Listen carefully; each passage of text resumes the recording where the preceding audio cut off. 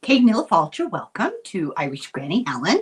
Welcome back to our Saturday book. This is video number 4, The Eden Enigma by Paul Wallis. Paul Wallis is everything. Theologian, a linguist, a researcher, an author. He wrote many books in the Eden series that you can find on my playlist. At least some of them have seemed to have disappeared, but we'll worry about that later. Be sure to watch the video in which Paul came and was a guest and discussed his last book, The Eden Conspiracy. And he will be returning here soon to talk about this book. He's out digging around in some archaeological site somewhere right now. So let's talk about where we left off. If you're new here to this video, welcome. And actually, this is video number 4. 1, 2, and 3 are previous to this, and you'll want to watch them. So we're starting chapter 9. We've already gotten pretty far through the book. We're on chapter 9, Birds and Seeds, the Museum of Anatolia in Ankara. He said the basalt cube. And if you remember, we started out this book talking about the basalt cubes at these archaeological sites in ancient Armenia, and also it was at the end of last book too. That this cube of Haldi was one of 4 plinths that were in the temple. Now, plinth being a foundation stone. And now it's in the Ankara Museum. There are inset windows on the walls of this fortress, like little cubbies almost, that are the same as the windows in the basalt found at Kabu Stepe. They all have 8-armed crosses. They have 2 triptychs of 3-step ziggurats, stepped pyramids. They have 2 pairs of eagles facing one another on one of the 4 of the 6 ziggurats.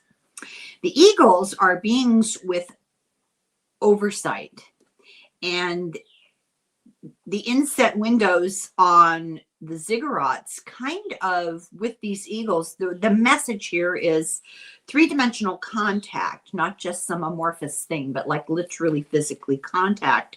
The crosses show the realm of the stars or space or planets, and they depict the dingers doing horticulture, which would be what this is, and the flora and fauna of the area.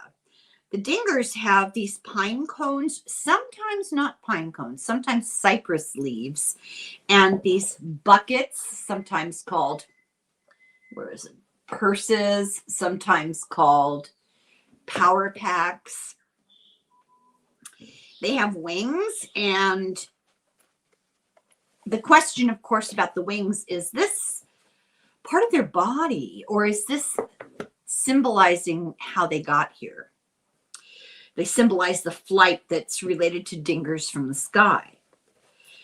The symbol of wings and winged gods and feathers, it's used in many cultures, excuse me, to indicate flight, even when it's not related to actual birds. So the exact same figures can be seen in the palace of, here we go. Ask Master Paul in Iraq. I'm sorry, did my best. Paul lists the numerous global artifacts that are consistent with what he's seeing here. There's the constant global use of avian features to refer to non-human assistants, the ones that helped with human development. For example, the best known one probably is Horus or Thoth in the Egyptian pantheon. They have falcon and ibis heads.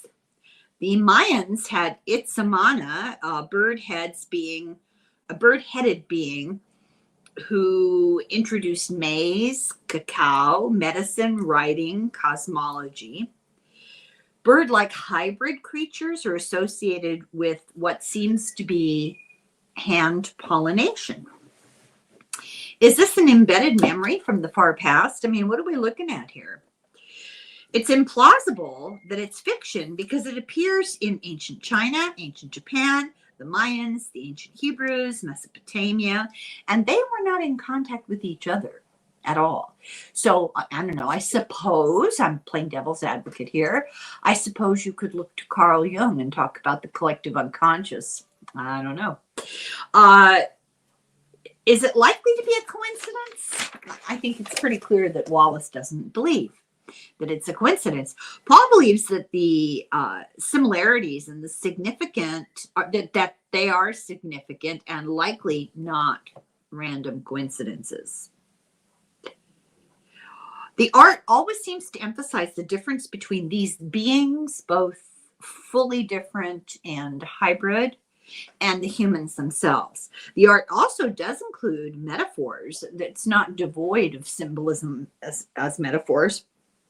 For example, it will often depict the higher beings like the dingoes standing on top of a lion, while a lion is an assertion of royal preeminence and power. The same thing is used to depict King Gilgamesh as the king of kings, the apex predator. And often it will depict the king carrying a lion, which shows the submission of greater power to the king's power. The scale is odd. Gilgamesh is shown to be much larger than an adult male lion. And is this a metaphor for the symbol of power and influence, or are we talking about really big beings here? This coded symbolism is repeated elsewhere. For example, in Egypt, the Syrians there showed the mystical Kudzu standing, a god, standing on a lion. The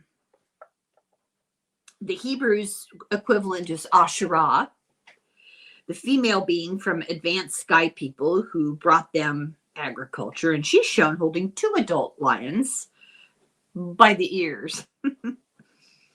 The lion is a totem of power and authority, and it appears throughout history on royal crests, coats of arms, globally.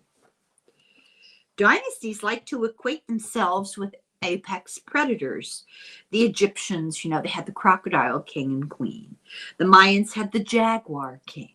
The Chinese had the dragon dynasty. The eagle is the apex sky predator and the symbol of imperial power.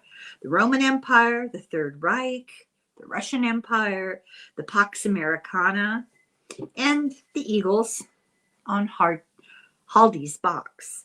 The art related to Haldi includes an eagle, a lion, a griffin, and an 8-armed star cross.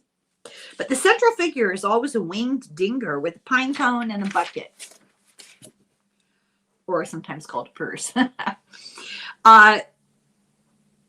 They're not shown fighting. They're not shown militarily. They're not shown reposing in royal splendor. They're shown pollinating trees by hand, establishing civilization. Unspoken in this art is the cataclysm that preceded this scene of replenishment and required intervention. Paul mentions the discovery in New Mexico and in North and South America and in Western Europe and Asia of black sedimentary rock at archaeological sites with strange microballs of metal deep in the rock and nano-sized diamonds that date back 12,900 years. They were discovered in 2007 by Richard Firestone. I just thought that was such a funny coincidence. His name is Firestone. Diamonds embedded in the rock. It suggests a period of catastrophic fires and flooding on a global scale. Sometimes the universe has a sense of humor, Firestone theorizes the Ice Age came all at once with such rapid intensity that it actually froze mammoths with food in their mouth in the process of chewing. And it killed 75 to 80% of the megafauna in North America. It obliterated the Clovis civilization in North America, and Firestone suggests that the impact of a comet might have been what happened, and he called it the Clovis comet. 10 years later, Albert Goodyear wrote a paper that confirmed this after 30 years of research. And I wrote in the margins, are these people related to the Goodyear people? I have to look it up, like the Goodyear tire people. Firestone and Goodyear? I mean, come on, that is just weird. Now, this is supported and confirmed by other researchers. Enough time has gone by where they realize there is some reason, solid reason to believe this. Pardon the pun, solid reason. A comet entered the atmosphere, broke into huge pieces with a number of different impacts, different impact craters that can be found. And this has been confirmed by studying Greenland ice coils, digging way down into the ice. It happened sometime between 12,800 and 11,600 years ago. There's also evidence of a coronal mass ejection, which was prior and which was a near extinction event. Ejection of energy from the sun. There's DNA evidence of another near extinction about 900,000 years ago. So these traumas are etched in our collective unconscious, and our ancestral stories, perhaps epigenetically. Watch my videos on, oh my God, my mind just went blank. It'll come back to me, the psychologist. So the ubiquity of the flood stories, Plato addressed this. He addressed the reestablishment of human life, the general population, through the intervention of terraforming beings, craftsmen, he calls them, demiurges. Plato knew basic stuff that, how did he know this? He knew that the planet was an orb in space. He didn't know much else, but he did theorize cataclysms caused by other objects in space. Carl Jung. Seneca was a first century Roman who said the same thing. Pliny the Elder said the same thing. Both talked about planets spitting fire, that symbols exist globally that make reference to this six-armed motifs. Plato said these planetary upheavals were not angry gods. They were the cause of periodic planetary upheavals in space, which required intervention, and that craftsmen came to reestablish human civilization. So he theorized the interaction of other bodies in space causing upheavals on our planet, kind of a domino effect, and then the intervention of other beings. Paul wonders, are we overdue for another event that seemed to repeat themselves cyclically? Well, that's not exciting to think about. And the question is, of course, was there an intervention? One theory is that our moon, which is anomalously large, for whatever reason they think it's too large for what it is, arrived fully formed and was captured by our gravity, and it actually protects us from major impacts. I guess the interplay of gravity and everything disturbs the path of comets. And the question is, are there other restraining forces of a more intelligent kind? How would 21st century humans reset after another apocalyptic event? Well, stick around, we may find out. Lots of money has been invested considering this question. I would love to know who.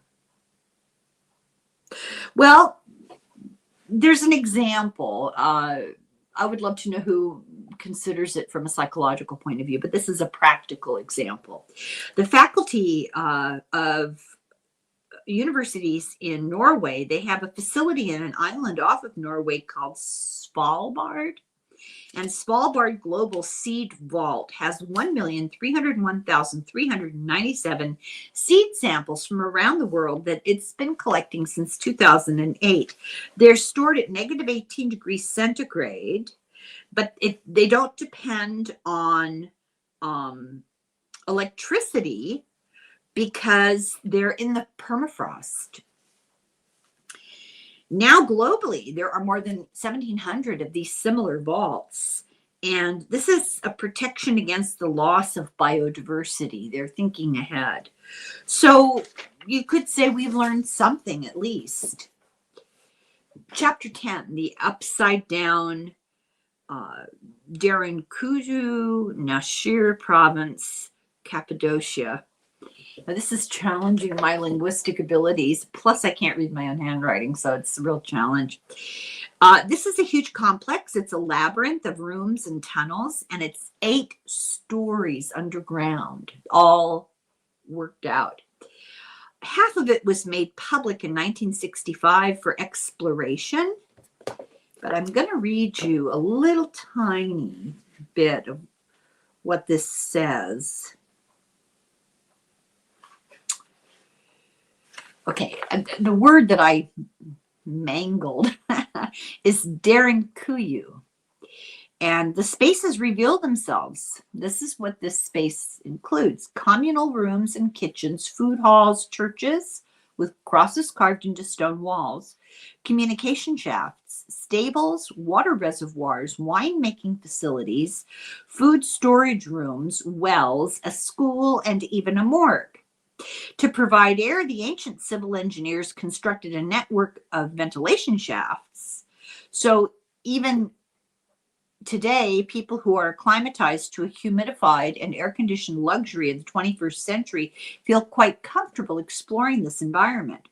Traversing the sequence of rooms, staircases, and tunnels, you find a system of stone doors throughout the complex used to seal off the various corridors. They can only be operated from the inside, a feature which, in addition to the underground situation, would strongly suggest a community sheltering from an existential threat of some kind. And obviously, if you can imagine the tools that they may or may not have had, that this was a huge effort. They had to displace approximately 5 million tons of rock without technology, at least as we know it, we think. We've only excavated 8 of 18 levels, and they appear to be Christian. It looks like they were probably created around 150, 160 AD, and they're all those crosses. But the cross-shaped church may predate Christianity, as we now know that the shape is so ancient. So we may have to rethink all that. It's a huge network. Was it a whole bunch of cities in Anatolia? They think that there may be as many as 200 different complexes under the ground there. 2 are connected by a 4-mile tunnel, and it's very low. You can't stand up straight in it, and you certainly can't go through it with armament. And they think that it was meant as an escape tunnel, like to go from one community to another. And they have a door that seals behind them. Who lived there? At the time, the Roman Imperial Army was on top of the world. So were these people hiding from the Romans? The tunnel is too difficult for armed soldiers. There were also dead ends and sealable traps, which is just a nightmare. I can't think about that. And just a reminder that around this time, there was a lot of imperial expansion and ethnic violence going on. The people here had fortitude and resilience. If this is what they managed to build, there was a spirit of determination to survive. Between the 8th and the 14th centuries AD, the Byzantine Christians lived in similar shelters against Arabic and Mongol armies and later against the Turks. This area, Derinkuyu, was depopulated in 193. This is the year. The Christian population, oh, I'm sorry, I read that wrong. It's 1923. The Christian population was compulsorily moved to Greece. So who or what was here in the 2nd century area of Christians of Nevashire? We know that in the 4th century BC, there were underground cities in Anatolia. It's been recorded by a historian by the name of Xenophon. Some have, which is interesting because I think that means the sound of foreigners, I think. I could be wrong about that, but it's like talking about foreigners. And he was a historian. That's interesting. Some have Hittite inscriptions, and if it's true, then Derinkuyu would have to be from the 2nd millennia BC. But the belief is actually that it's much older, that it goes back all the way to ancient Zoroastrian texts, the Venidad, that tell of Ahura Mazda, the buildings, he did build an underground complex with flora and fauna to survive a coming cataclysm, which was referred to as a great and terrible winter. And this was created by Jamshid-Yima, the great patriarch of the Golden Age, was his title. This story was written on the order of King Cyrus in the 6th century BC about far and ancient times. So there was a golden age far back past the 6th century BC, back before the Younger Dryas Cold Period Ice Age.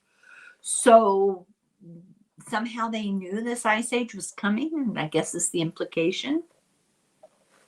And there has been a succession of cultures in this same place.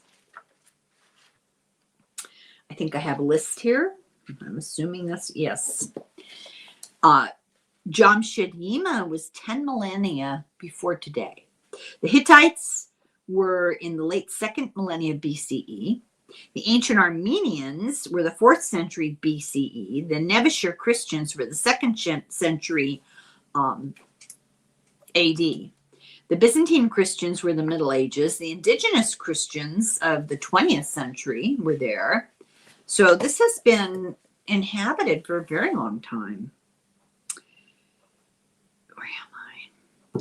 And as they lived, they used symbolically, thematically overlapping symbols. And so they absorbed part of the earlier civilization, or they knew about it, or I don't know, they passed it on. Physically, it's clear that the area didn't pop up all at one time. The archaeology tells us that Derinkuyu was developed over approximately 3,000 years ago, and I mean over a period of 3,000 years, and before the area claims it was far longer by several millennia.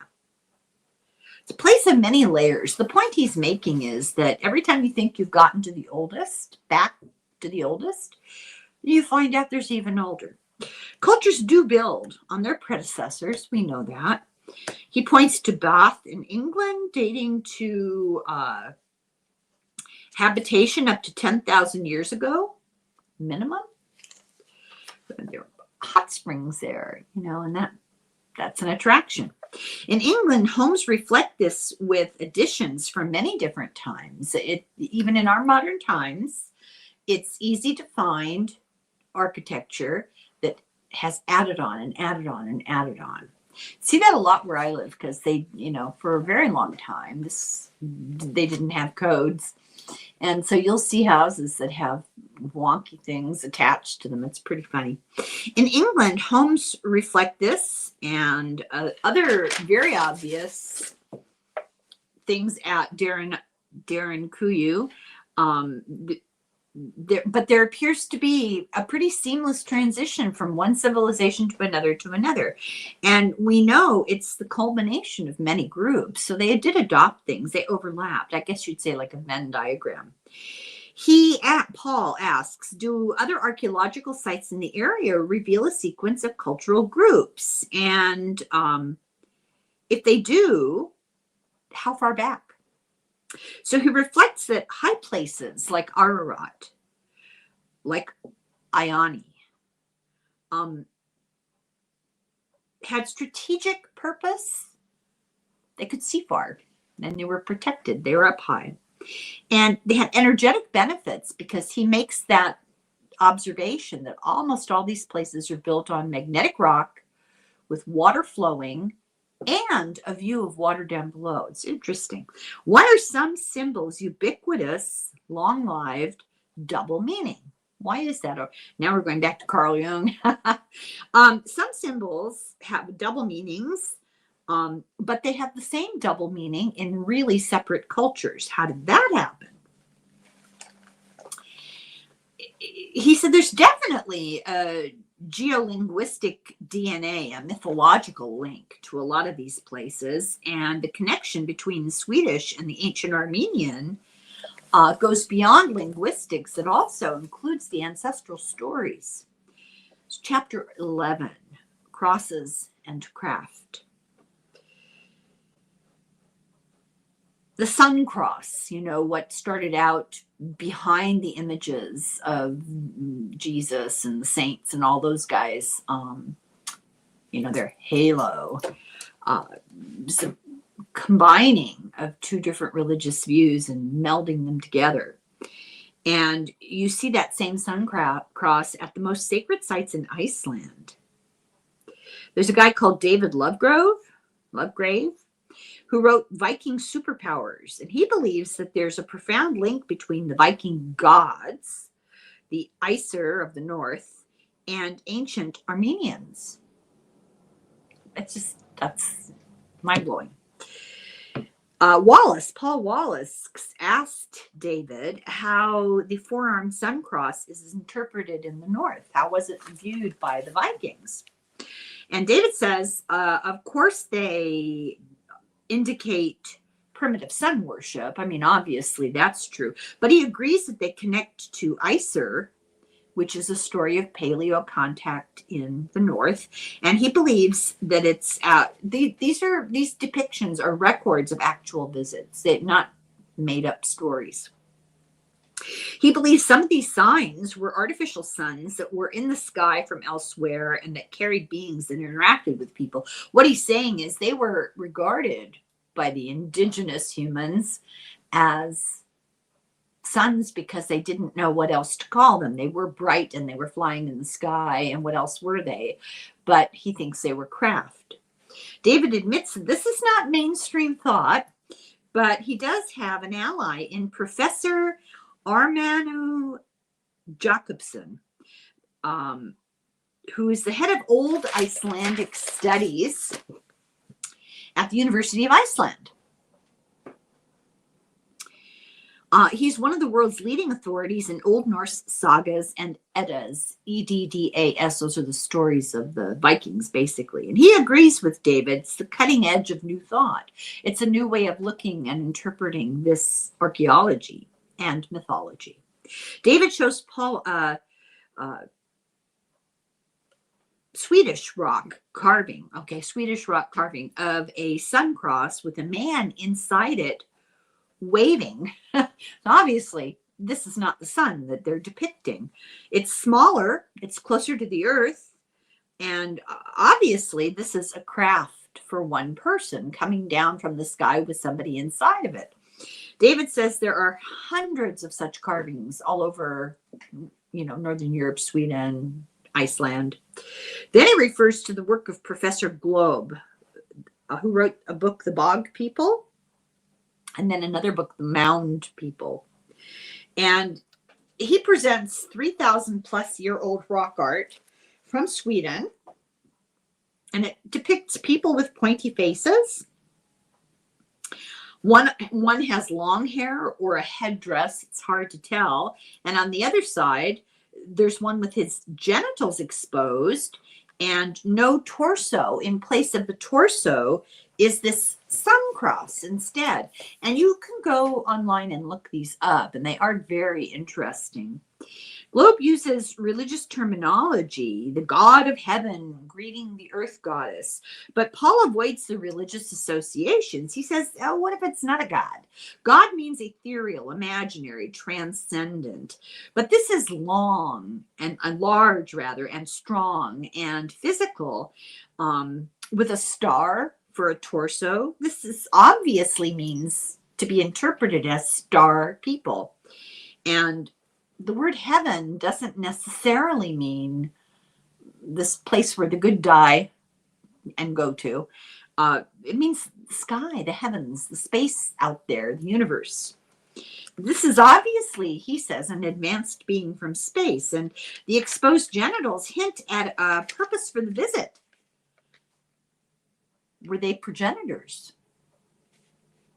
Were they coming for hybridization, the same as the Elohim, the Watchers, the Observers, the Anunnaki? This is a Bronze Age art from a place called Truhage. I can't pronounce it. It's Scandinavian farm. Wallis and David both look at a rock art depiction of a shoed foot, a foot with a shoe on it, footprint, next to a strange, smaller foot with 3 toes. And they said this looks very much like an intentional desire to show scale. Excuse me. To show scale. Here's my foot. Here's this other foot. And here's the artwork to give you some sense of scale. Where am I here? So as an intentional comparison, the other being in the figures. So they've got, oops, my cards. They've got the artwork that depicts figures, and are these supposedly the feet of the figures to show the difference in proportion between them. David points out that this comparison of feet occurs a number of times. It's not an accident. Also, he kind of like an inset on a map that gives you scale. Also, he interprets a cluster of circles that's shown as a constellation. Paul has seen other cases of Bronze Age art depicting regions of space, so it doesn't. He could agree with this. In Karahunge in Armenia, 20 miles from the Fortress of Blood at Yerevan, there's a broad area about a mile above sea level of standing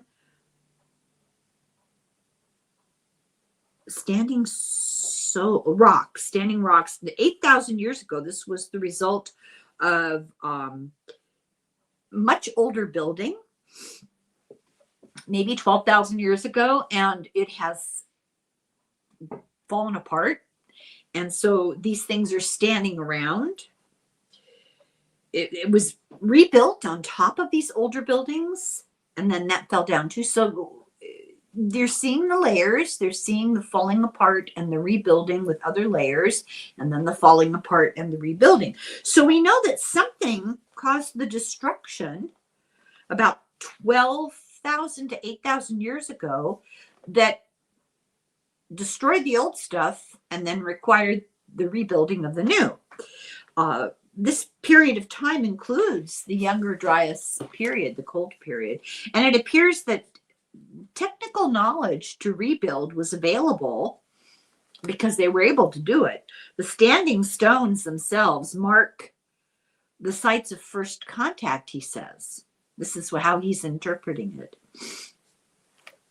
It's where the ancestors met the gods. And these things are always oriented to the solstice and the equinox, to the sun and to specific stars. And they have viewfinding holes. These particular sites have viewfinding holes drilled into the stones and contoured for comfort, where you can be comfortable while you stargaze. In 1984, Professor Orik Klinkakayan of Armenian National Academy of Sciences identified this site as an ancient observatory, and specifically an observatory of the star system Cygnus. And this is 600 miles away from another site that has the same thing from the same time period and with similar symbols, a little place called Göbekli Tepe.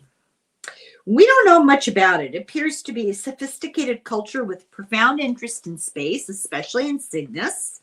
And they both share the story of the discovery of agriculture in Anatolia 10,000 years ago.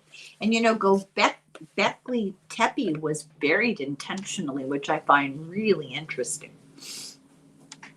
At Karahungo, there are the remains of a temple sanctuary that's oriented to the sun, as at Ioni, but it's 9 millennia older. Is this the older culture that Ionis and Kabu Steppe were built upon? Was this why people, Ionis, awaited communication from the sky people, the Dinger? Were they waiting for a return? And that's why they built right on the same location. Karahunge means speaking stones. Okay. David shows Paul stone art that clearly depicts what you would call starships. In the 1200 years that Snorri Sturluson recorded the account of the Swedish king Svigdar's encounter with an anomalous object which appeared on his property. Sturluson described it as a rock the size of a house, except this rock had a door with a bright light behind it. In front of the rock stood a small person the size of a child, who then beckoned the king forward. The two then entered the bright doorway, and neither is ever seen again. This is from the account of an Iceland's historian, Sturluson. And it's one of the many stories of bright doorways or light gates. Paul points out all the references to portals, light gates, bright doorways of Urartians. The Swedish art seems to tell us minds were blown by all of this. This was a remarkable event, and they documented it with this stone art. Paul synopsizes the regions around Van with similar stories of paleocontact, and it's quite a list. Let me see here. I don't want to belabor it. Albanian language, full of references to progenitors from the stars, ancient Greeks, Minoans, 28 hybrid people in the ancient Greek lore. Hybridization is also true in the origin story of Alexander the Great. Perses, the patriarch of the Persian Empire, was a hybrid. To the east, the Vedas of India named 17 hybrid people.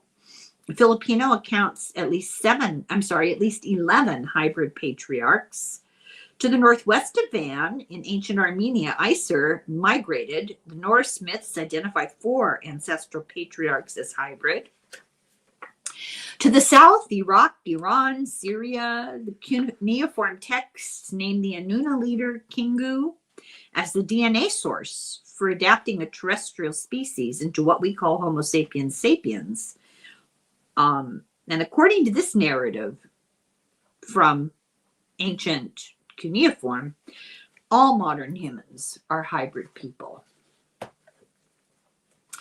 They all speak of hybridization from non-humans from the sky, and he points out one stone art depiction of sky people in the sun disk on a beam of light coming to the ground, and the sky people, the sky person, goes from the sky to the ground. It's obvious they're traveling down that beam. Other art shows discs landing in a field and what looks like energy or a flame around the perimeter of the disc. 2 tall figures with long hair or headdresses, hard to say, touch the exterior of the disc. Within the larger art of huge numbers of Viking-like boats, are converging on the disk. It's the depiction of a mass sighting, and Close Encounters of the Fifth Kind is what he calls it. 5 figures are much bigger than the people in the boat. The boats have all these oarsmen or people in them, and there's a whole mass of these like Viking boats. And then you've got these strange, huge figures. And then once again, a shoe print to indicate scale. They have strangely overdeveloped legs, just like the Assyrian sky people in their art. They emphasize the genitals, and they often are representative of the fertility of the land. But also, they could equal a nod towards hybridization. And in some, they're depicted holding weapons that look like lightning. Wallis discusses the cave art of Chauvet in France, found 30 years ago, which is now a UNESCO World Heritage Site and sealed off. But there are photographs of the cave art dated at least 37,000 years ago. The cave art, not the photographs. And this would put it back at the Adams-Lechamp extinction event time, much like the Lascaux cave art elsewhere in France. And Wallis refers to art from French caves and the same age with flying saucers in a field, also with an odd perimeter of energy or flame. They almost look like they copied each other, these wildly separated caves. But Wallis, collaborator, this is a friend of his who works with him, Anthony Barrett, said, oh no, AI made that. So Paul asked AI about the original petroglyphs from Sweden, and AI said they're 100% legit. I'm going to talk to him about this AI thing, and this is an ongoing issue. I think we have to be so careful not to anthropomorphize AI. AI didn't say. AI had this information that people put into it. There's the same depiction from Ankara, which was in a Hittite royal tomb, exactly like a landed craft in Sweden, and exactly looking like the French cave art. So we have linguistic connections, we have artistic depictions in Armenia and Scandinavia and France that all depict the same thing. And these people were not in contemporary contact with each other. Is this memories of paleocontact? He gives a long list with the same connections around the globe, and I'll spare you that. You need to buy the book and read the book. At Ionis and Erebani, the beings seem most preoccupied with the fertility of the land and botany. He relates the 8-armed cross, the one we've been talking about all this time. And he believes it's obvious that it's not just sun worship. The art points to interstellar travel. That when you see these pictures, and you should go online and look, that's what it looks like. It's too easy to dismiss as just sun worship. You miss the elements, the layers, the nuances. He expresses obvious gratitude to the Dingers and their gifts, and hoping that the Dingers will return. And very, very obvious that this is what this art is about. Memorializing and expressing a desire that they'll come back. It's obvious that Christianity managed to dismiss these myths and the memories of the past. They didn't fit into the narrative. So these beings are not all the same, but they did share an understanding of the human role in the larger cosmos, and different places seem to have sort of different beings who helped slightly differently, but all of it was about getting us back on the right track. Chapter 12, Summits and Subtractions, and this is called Kef Khaleesi. 1.5 miles above sea level, the last part of it on foot. They finally get to their destination, to a site of precisely engineered blocks of basalt scattered down a mountainside. Some are embedded in the soil, some are partially buried, others exposed, and there's a stark contrast of the fine-tuned engineering, the smooth surfaces of these things compared to the rough ground and surroundings. Some have been shattered. Closer to the site, he said a few are still stacked. The floor itself is covered in soil, and it's 645,000 square feet is this site complex, but it's a scene of total devastation. In the 7th century BC, it was built at this strategic spot, but no one is sure if it was a rebuild. It's likely that 500 years previous to the Urartians, and then there was something before that, the pre-Urartians, longer ago. There was once a major architectural complex, an entire temple area, all of basalt. There's only one small structure of limestone. The rest is this polished basalt. This limestone is off to the side of the main area, and it's a service room, probably a kitchen area. How did they get the basalt up the mountain? There's very little left in the way of ruins. It's like a giant hand just swept everything down the mountain. It's not like a typical archaeological site where things are buried and lost to time. There's no rubbled seismic activity. You know, it's not like buildings fell down and stayed put. There's no stuff that might have been carried away by farmers, because the only things that are left are these basalt rocks, and they're, you know, difficult to move. They discover extensive burn damage on the basalt. They even find vitrified basalt. So some of it has been turned to glass by heat. Thus, this is Kefkalisi site is like Ayanus and Kabustepe.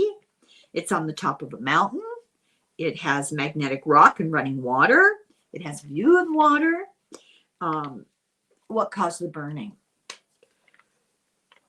Was it light energy? Was it a coronal mass ejection? Today, we're even more vulnerable to the threats of serious damage from solar storms.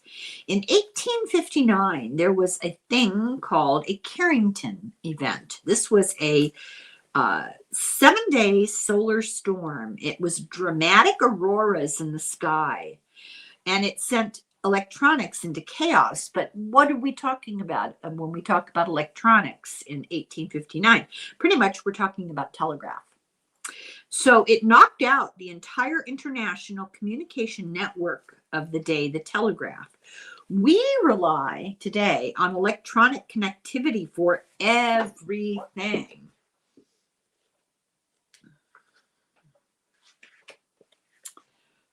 For instance, 24 hours in Australia back in 2023, there was a loss of one major cell phone network, Optus. It disrupted everything. Banks, businesses, no access to money. Schools couldn't operate. Whole towns were cut off. Emergency services couldn't be called. People died with no friends or family around because hospitals were unable to contact doctors or patients' families. This was the disruption caused by a single telecom network malfunctioning for one day.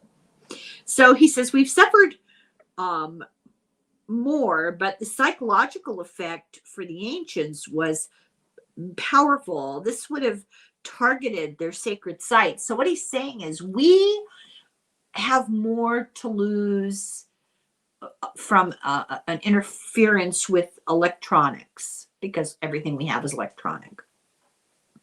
But for the ancient people, it might have even been more traumatic, because they thought the gods were angry at them. This was their sacred sites. it turned rock into glass. It might have seemed like the end of the world. Then we have this thing called the atom. I didn't know any stuff about this. I think this is so interesting. The atom's transitional geomagnetic event, which happened 42,000 years ago. And this was caused by too much UV light. And because of it, there was a weakening of the magnetic field around the Earth. And it has to do with the relationship between the amount of iron in the Earth's core and electromagnetic impulses, plasma discharges from the sun. And this affects the Earth's magnetic field. We don't know for sure, but it caused what's called the Lachamp excursion, which when I read about it and I figured out what it meant, it cracked me up. Keep the word excursion to the front of your mind, because this is funny. Well, not so funny, but ironic use of the word. The Adams event, which is this pulsing that interfered with the electromagnetic field. What happened was the field was weakened by a factor of 94%. This caused the Lachamp excursion. The magnetic North Pole shifted to what is now the South Pole, and it stayed there for 400 years. Then it returned back to the north. It took a little excursion. And this is seen, they know this for sure now because they've seen it in tree rings, in bogs, so preserved tree rings in New Zealand. It affected human behavior. We see it reflects in the art. All of a sudden, red ochre becomes the color of everybody in this artwork because they think that they were putting it on their skin to protect against the UV light. People began to live in caves and shelters. There was a decrease in the population of Neanderthals and other human populations, Homo sapien populations, and a disappearance of a number of different animal species. It really massively affected the ecosphere. Wallis considers these events a significant effect on life on Earth. Our magnetic field is weakening now, and the North Pole is shifting 34 miles a year. How many stories are like this? How many times has this happened? Wallis speculates that there are more ruins buried on this site, and he wonders, was any of it buried on purpose, like Gobekli Tepe 10,000 years ago? If they do a dig and they find more, it was buried on purpose. And why is that? Why was it buried on purpose if it was? If they do a dig and they find untouched soil, then the destruction on the surface was massive. Why was that? We need ground penetrating and aerial surveillance to really know what's been going on here. And I don't think this has been done. He talks about his childhood travel, which is pretty interesting. His father traveled for work and he traveled with him. And they went to a lot of places where there wasn't as much travel, as many visitors from Western Europe, and he said it was great because people were so happy to see them, and it was just a really unique experience. The Urartians were militaristic culture, but their art reflects an emphasis on food and farming. Military was about protecting the food and the farming. It was called the land of milk and honey. Food security was the issue of the day there. Solon, an Athenian legislature, tells of a goddess who came to Egypt and gave the gift of civilization. We were the first people in this region to adopt shield and spear. Our law devotes great attention to wisdom from its first principles in the study of the cosmos. We trace all our knowledge as having been provided to human society by divine beings, knowledge including scientific inquiry, medical science, and all other associated branches of science. The age of our political ordering, meaning creation of civilization, is 8,000 years. This whole order and system was set up when society was first established by the goddess Neith. This is the ancient Egyptian goddess Neith. And this guy's a legislator, you know, one of the few really literate people of the time. And this has been dated to the same time that this same thing happened in ancient Armenia. Powerful non-human female entity coming as the dawn of civilization, bringing stuff, science to the people. The same story happens in Brazil. They have their Queen of Heaven celebration. The same in Palestine, the celebration to Ashara. The Babylonians, and this just goes on. He gives all these global examples. It's kind of mind-boggling. So even rival cultures told of the same basic worldview. They might not agree on much, but they agreed on this. Contact with sky people who helped develop humanity and civilization after a global cataclysm. Repeat, repeat, repeat. So now we're on chapter 13. Keeping the keys. 7 churches, Man City. So he was waiting, he said, for a gift that somebody bought him of a tailored leather jacket that was being finished. And he had 3 hours to wait while the tailor worked on it. They're still there. And he asked the people around, are there any ancient churches? And he was introduced to the key keeper of this church. And his job was to take care of the cultural sites adjacent to the city called the 7 churches. So he takes them to a small farming village, to this church built on stone on a grand scale, huge, but weird, next to this little tiny community. It's derelict, this church, but it was once grand, and it was oriented, as all ancient churches are, to the east-west components of the compass. It also has the triple arch motif at the entrance. The door has triple insets. There are many crosses etched into the limestone walls, crosses of all different types. Paul can't read the writing that goes with the crosses, but it has the same floor plan as the Temple of Haldi and others. It has a sanctuary doorway with 7 insets, mystical number for portals. Everywhere in the architecture are arches, sets of 3 arches. And this is found all over Eastern Orthodoxy. And in fact, they're icons, not computer icons. For the longest time, I didn't know what people were talking about. Icons are art from the East, the Eastern Orthodox Russian, religious art, and they usually come in 3s. They're hinged, and you open the little doors, and you've got 3 different religious figures. And they're symbolic of a connection between the visible and spiritual realms, and they show access to higher wisdom and the eternal. They're even seen in the Last Supper, the painting.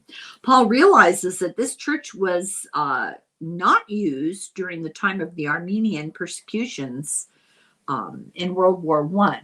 So after that, it seemed to have been abandoned. Chapter 14, New Contact, the Doubletree Hilton in Van City. So Paul's in his hotel, and he takes the time to discuss with his old sparring partner, Brad. And if you've heard my synopses of his other books, if you read his other books, he mentions Brad in every book. They bounce ideas off of each other. Brad plays devil's advocate. So Paul says there's no proof, but there is mounting evidence, especially when all these different cultures are compared. They have interconnecting vectors. Armenia, Ararat, Van, it all began in these places and was where civilization got its reboot after some catastrophe. The story spread throughout cultures, and the evidence is the sudden appearance of civilization in various places, with the shared story of how advanced beings from the sky came to these places to help after the catastrophe. Brad implies, oh, yeah, you mean like a cargo cult? And he said this is a misunderstanding of foreign occupiers and that they're deified. This was not what was happening here. It's not what Paul means. He says the modern interpretation is wrong. He says we call them deities. They didn't call them deities. They knew that they were star people. He says that the Urartian worldview is paleocontact. Brad says, what makes you think that today's ETs are friendly or benevolent? First, if you doubt contact today, Paul says, look at the words of Professor Brigadier General Haim Eshed, the Israeli former chief of space security, whom we've spoken of quite frequently in these books. Also, John Ratcliffe, the USA's former director of national intelligence, Alain Juillet, the former chief of French intelligence, Luis Elizondo, the former director of the Pentagon's Advanced Aerial Threat Identification Program, Dr. James Lukatsky, former chief of the U.S. Defense Intelligence Agency, the late Paul Hellyer from Canada, former Minister of Defense for Canada. I've mentioned him often, fabulous man. Dmitry Medvedev, former Prime Minister of Russia. Watch everything you can of Dr. Mitchell, Dr. Edgar Mitchell, the sixth Apollo astronaut to walk on the moon. And take notes from the U.S. Congressional House Oversight hearing following the David Grush complaint of 2023. If you follow this white rabbit, you will quickly conclude that there has been stable and non-catastrophic contact at a covert level for nearly 80 years. He recommends you read The Invasion of Eden. Since November of 24, as we're all well aware, there's been a sudden increase in sighting of orbs and drones. I saw drones here and they were creepy. I thought, God, what kind of helicopters are those? And it took me a while to realize they were closer than I thought, and therefore the scale was off. They were smaller than helicopters, but they were huge, and they had no cockpit. And I realized, oh, those weird antennas sticking out of the side. That's what a drone looks like. I don't know. How would I know? It was very creepy. They were flying in formation. 3 of them together. It was very weird. Where are we here?